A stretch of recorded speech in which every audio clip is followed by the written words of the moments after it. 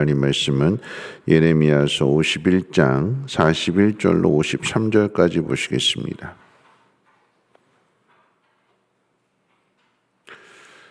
하나님 말씀은 예레미야서 51장 41절로 53절까지 한 절씩 교독으로 읽겠습니다. 슬프다 새싹이 함락되었도다 온 세상에 칭찬받는 성읍이 빼앗겼도다 슬프다 바벨론이 나라들 가운데 황폐하였도다. 바다가 바벨론에 넘치며 그 노도 소리가 그 땅을 뒤덮었도다. 그 성읍들은 황폐하여 마른 땅과 사막과 사람이 살지 않은 땅이 되었으니 그리로 지나가는 사람이 없도다. 내가 배를 바벨론에서 벌하고 그가 삼킨 것을 그의 입에서 끌어내리니 민족들이 다시는 그에게로 몰려가지 아니하겠고 바벨론 성벽은 무너졌도다. 나의 백성아 너희는 그 중에서 나와 각기 여호와의 진노를 피하라. 너희 마음을 나약하게 말며 이 땅에서 들리는 소문으로 말미암아 두려워하지 말라. 소문은 이 해에도 있겠고 저 해에도 있으리라. 그 땅에는 강포함이 있어 다스리는 자가 다스리는 자를 서로 치리라. 그러므로 보라 날이 이르리니 내가 바벨론의 우상들을 벌할 것이라. 그 온 땅에 치욕을 당하겠고 그 죽임 당할 자가 모두 그 가운데 엎드러질 것이며 하늘과 땅과 그 안에 있는 모든 것이 바벨론으로 말미암아 기뻐 노래하리니 이는 파멸시키는 자가 북쪽에서 그에게 옴이라. 여호와의 말씀이니라. 바벨론이 이스라엘을 죽여 엎드러뜨림 같이 온 세상이 바벨론에서 죽임을 당하여 엎드러지리라. 칼을 피한 자들이여 멈추지 말고 걸어가라. 먼 곳에서 여호와를 생각하며 예루살렘을 너희 마음에 두라. 외국인이 여호와의 거룩한 성전에 들어가므로 우리가 책망을 들으며 수치를 당하여 모욕이 우리 얼굴을 덮었느니라. 보라 날이 이르리니 내가 그 우상들을 벌할 것이라. 부상자들이 그 땅에서 한숨을 지으리라. 여호와의 말씀이니라. 가령 바벨론이 하늘까지 솟아오른다 하자 높은 곳에 있는 피난처를 요새로 삼더라도 멸망시킬 자가 내게로부터 그들에게 임하리라. 여호와의 말씀이니라. 아멘. 바벨론의 멸망에 대해서 51장 가운데 이제 마지막으로 기록하고 있는데, 여러분 이 말씀은 예레미야의 예언의 말씀입니다.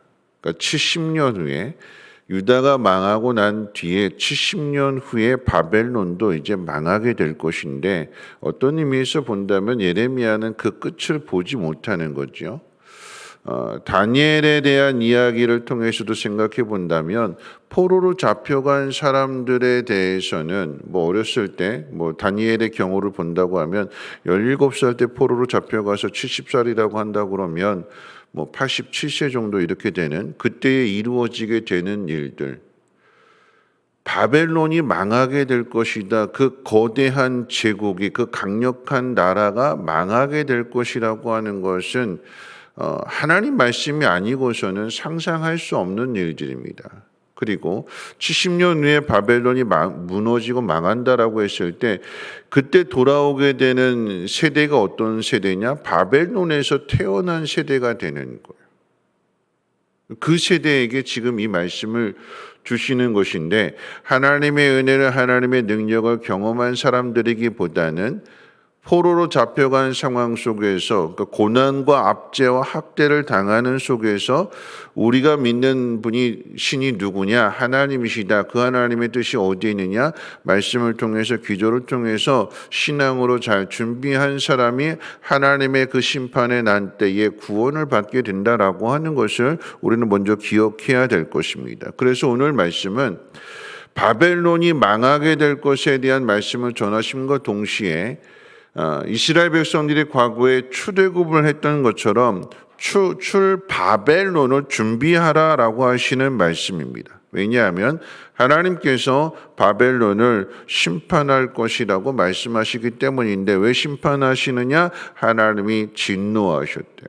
왜 진노하셨을까요? 어제도 말씀드렸던 것처럼 하나님이 기대하신 거잖아요. 여러분, 우리가 기억해야 되는 것은 하나님께서 하나님 믿지 않는 사람들만을 심판하는 것이 아니라 하나님 백성일지라도 믿음 잃어버리면 하나님 심판하신다고 그랬어요. 가나안 땅에 살던 원주민들, 그들이 악을 행하게 되니까 그들을 쫓아내시고 이스라엘 백성들을 그곳에 심으셨어요. 그 땅에 심어 놓으셨어요. 그러면 하나님 뜻대로 살아야 되는데, 그런데 하나님의 뜻대로 살지 않으니까 하나님께서 이스라엘 백성들을 향해서 물으시는 거예요. 너희들이 내 법을 지키며 축복의 통로가 되어서 나로부터 복을 받아서 그 복을 나눠주라고 너희들을 이곳에 심었는데, 너희들이 나를 배반하고 우상을 숭배한다라고 하면 너희들이 가나안 민족보다 나은 게 뭐냐? 그래서 하나님 바벨론을 통해서 유다 백성도 이스라엘 백성도 다 하나님 심판하셨잖아요. 나라가 망하게 된 거잖아요.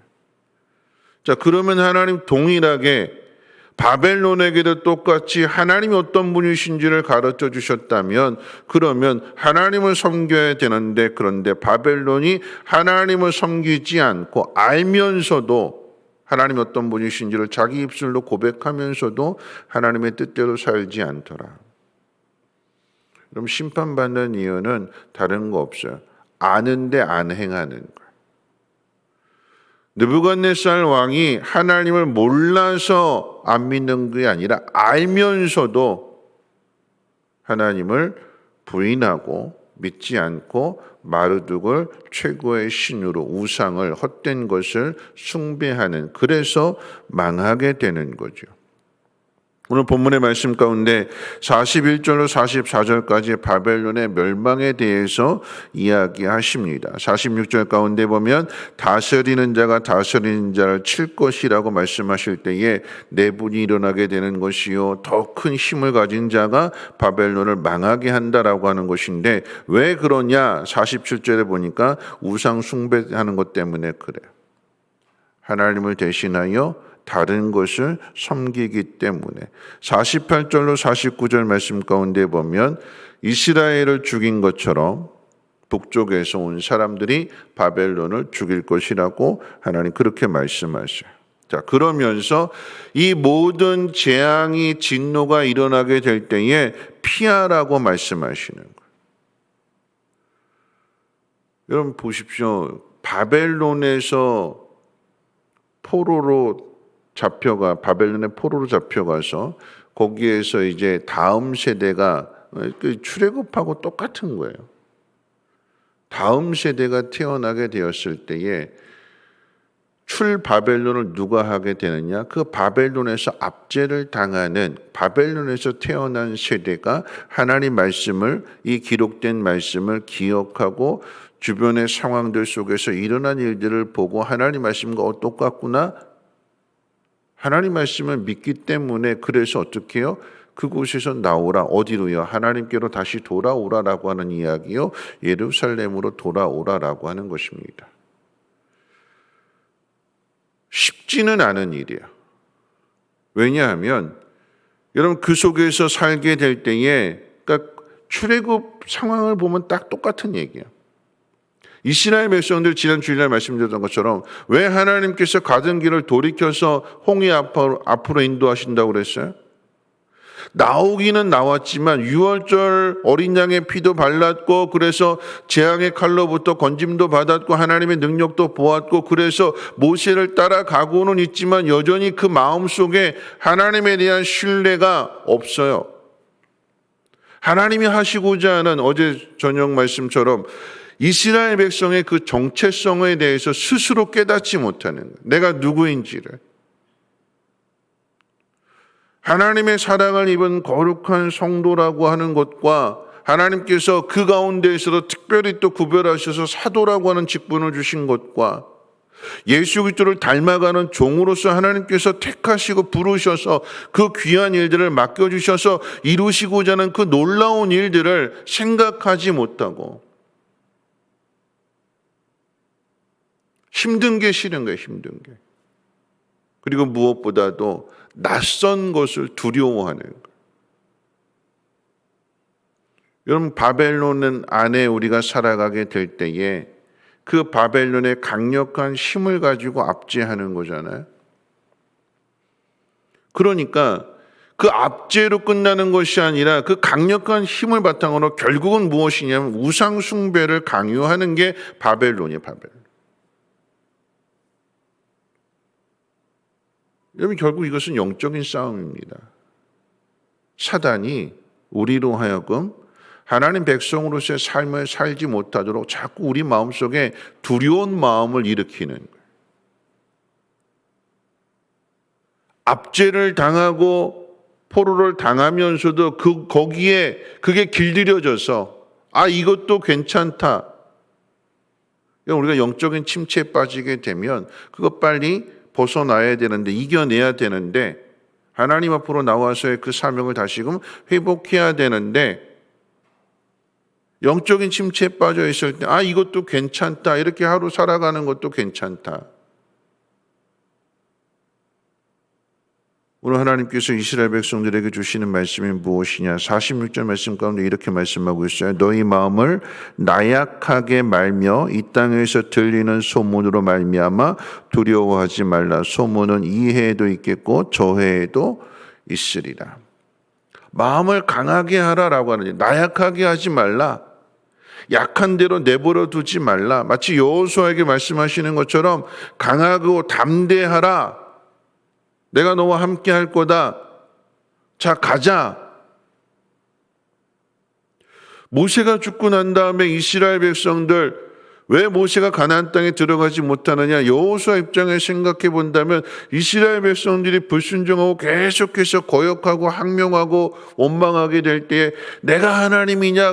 그 온유했던 모세가 그 온유함을 깨뜨리고 화를 냈잖아요. 여호수아 입장에서 모세도 못한 일을 내가 할 수 있을까? 잔뜩 겁먹고 있을 때 하나님 뭐라고 말씀하시는가? 걱정하지 마, 내가 너와 함께 할게. 모세와 함께 했던 것처럼 내가 너를 도와줄 거야. 마음을 강하게 해라. 우리 마음을 강하게 해야 가나안 정복의 역사가 시작이 되는 거예요. 이거 내가 할 수 있을까? 걱정하고 두려워한다면 나올 수 없는 거죠. 오늘 말씀을 결론을 지으면서 하나님 우리에게 마음을 강하게 하라고 하셨어요. 50절에 보면 이렇게 말씀하십니다. 칼을 피한 자들이여 멈추지 말고 걸어가라. 먼 곳에서 여호와를 생각하며 예루살렘을 너희 마음에 두라. 이거 가야 되나? 또는 이 바벨론이 계속해서 우리를 압제하려고 할 때에 두려워하는 마음이 생길 때 우리가 해야 될 일들은 무엇이냐? 46절에서는 마음을 약하게 하지 말라. 다시 말하면 마음을 강하게 하라. 그렇게 하셨고 50절에서는 멈추지 말고 예루살렘을 향해서 계속하라. 마음속에 예루살렘에 대한 생각을 계속해서 하라라고 하는 얘기예요. 누가 예루살렘으로 돌아갈 수 있을까요? 비록 바벨론에서 태어났지만 부모로부터 그 죄의 형벌을 당하고 있지만 하나님께서 우리를 구원하실 것이라고 하는 이 약속의 말씀을 믿고 말씀을 붙들고 기도하는 사람은 돌아오는 거예요. 예루살렘으로 돌아오는 거예요. 여러분, 우리가 해야 될 일들이 뭘까요? 고난의 상황 속에 있을 때 여러 가지 소문들이 들리고 흉흉한 소식들이 들려지게 되고 우리의 마음을 어지럽히는, 세상적으로 비웃고 조롱하고 비난하고 위협하는 그런 소리에 마음 빼앗기지 말고 하나님의 약속의 말씀을 붙들고 가는 거예요. 바벨론이 아무리 거대한 제국을 이뤘을지라도, 그 문화가 아무리 화려하다 할지라도 하나님에게서 벗어난 것은 결국은 망하는 문화가 되는 것이요, 그 어떤 강한 나라도 하나님 떠나게 되면 심판을 당한다. 그러니까 거대한 것, 화려한 것에 마음 빼앗기지 말고 하나님 말씀을 붙들고 살아가라라고 하는 거지요. 다니엘이 그랬잖아요. 그리고 예수님이 그러셨잖아요. 여러분, 예수님에 대해서 생각하고 오늘 함께 찬송하고 기도하기를 원하는데요. 오병이어의 놀라운 기적을 행했을 때 사람들이 예수님을 임금으로 삼으려고 그랬어요. 인기를 얻었어요. 그런데 예수님은 그 자리를 피해서 하나님 맡겨신 사명을 따라서 기도하셨고, 그리고는 건너편으로 건너가시잖아요. 사명이 있는 곳으로. 호산나 다윗의 자손 예수여, 예루살렘 입성했을 때도 사람들이 막 아우성 치면서 우리의 임금이다 그랬는데, 근데 주님이 행하신 것은 왕궁으로 가시는 것이 아니라 십자가를 지셨습니다. 사명입니다. 하나님 나에게 맡겨주신 사명, 그 사명을 감당하는 것이 가장 복이 있는 사람. 바벨론에서 어떤 한 자리 얻는 게 그게 중요한 것이 아니라 내가 누구인지를 알고 이 세상 속에서 하나님의 일을 할 수 있다라고 하는 것, 그리고 예루살렘을 내 마음에 품고 살아갈 수 있다라고 하는 것, 이것이 가장 큰 복이요. 세상에서 나와라. 영적인 침체에서 빨리 일어나라. 마음을 약하게 하지 말고 강하게 하라. 걸어가는 그 길, 하나님을 향한 길이라고 한다면 멈추지 마라. 끝까지 가라. 그래서 우리에게 하나님의 영을 보내주신 것입니다. 내 속에 말씀하시는 하나님의 음성에 귀를 기울이고 말씀과 기도에 더욱더 전념해야 될 것입니다. 우리 성령이 오셨네 함께 찬양하고 함께 기도하도록 하겠습니다.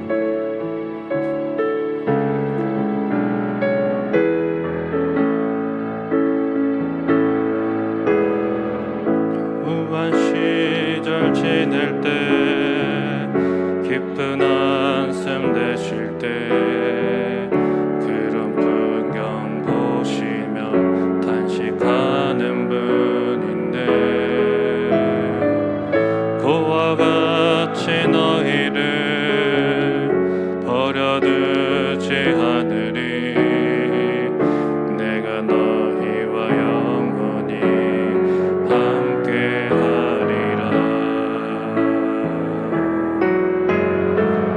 성령이 오셨네. 성령이 오셨네. 내 주에 보내신 성령이 오셨네. 우리 인생 가운데 친히 찾아오셔서 그 나라 꿈꾸게 하시네. 억눌린 자 갇힌 자 자유함이 없는 자 피난처가 되시는 성령님 계시네. 주의 영이 계신 곳에 참 자유가 있다네. 진리의 영이신 성령이 오셨네. 성령이 오셨네. 성령이 오셨네. 내 주에 보내신 성령이 오셨네. 우리 인생 가운데 친히 찾아오셔서 그 나라 꿈꾸게 하시네. 성령이 오셨네. 성령이 오셨네. 내 주에 보내신 성령이 오셨네. 우리 인생 가운데 친히 찾아오셔서 그 나라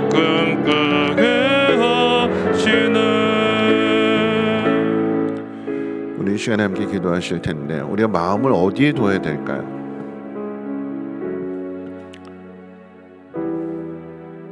하나님께서 바벨론을 망하게 하신다라고 하면 망하는 그 자리에서는 빨리 벗어나야 되는 거죠. 돌아와야 되는 거예요. 왜 예루살렘으로 돌아와야 되는 걸까요? 바벨론에서 떠나 예루살렘으로 돌아와야 그 후에 그곳에 예수님이 오시잖아요. 바벨론에 남아 있었다라고 한다. 물론 거기에서도 믿음 지킬 수 있어요. 그런데 예루살렘에 일어난 그 놀라운 복음의 역사를 나중에 가서 듣게 되는 거죠. 돌아오는 자가 그리고 예루살렘 성전을 다시금 재건하고 믿음을 지키며 그 약속을 붙들고 살아가게 될 때에 그 땅에 예수님 오시는 거 아니겠습니까? 우리의 마음을 어디에 두어야 되는가? 하나님의 성전을 향하여 늘 마음을 두어야 될 것이며 우리의 마음을 어지럽히는 흉흉한 소리들 거기에 귀를 기울이지 말고 오늘 말씀 주실 때에 마음 약해지지 마라, 마음 강해져라, 담대해져라, 멈추지 말아라, 예루살렘을 향해서 가라, 이 말씀 붙들고 그날이 오기를 위해서 말씀과 기도로 늘 무장하는 삶이 되게 해달라고. 코로나에 이어 수많은 이야기들 이 속에서 우리의 믿음 흔들리지 않게 하시고 하나님의 나라를 꿈꾸며 그 나라를 향해 달려갈 수 있는 귀한 사명자들 되게 해달라고 함께 통성으로 하나님 앞에 기도하겠습니다. 거룩하신 하나님 감사합니다. 오늘 이 새벽에도 하나님 말씀 듣게 해주시면 감사합니다. 무너지지 않을 것 같았던 거대한 제국 바벨론이 하나님의 심판을 받아 무너질 것이라고 말씀하십니다. 하나님, 70년 후에 일어날 일을 미리 가르쳐 주셨습니다. 하나님의 능력, 하나님의 그 전능하심을 하나님 깨닫지 못하였을지라도 주신 말씀들을 기억하며 그 말씀 붙들고 기도하는 사람은 믿음 가운데 돌아오게 될 것이요, 그 돌아옴으로 인하여서 성전을 건축하고 하나님 백성으로서의 사명을 다시금 회복하게 될 것이며 그러함으로 예수 그리스도를 만나게 될 것입니다. 하나님의 나라를 향하여 달려갈 수 있는 우리 모두가 되게 하시되 하나님, 우리의 발걸음을 가로막는 흉흉한 소리들, 하나님 여러 소문들과 또 여러 가지 비웃고 조롱하고 비난하고 위협하는 소식들, 하나님 거기에 마음 빼앗기지 않게 하시고 두려워하지 않게 하시고 맡겨주신 사명을 향하여 달려갈 수 있는 우리 모두가 되게 하옵소서. 강해지라고 우리 마음속에 하나님의 성령을 보내주셨습니다.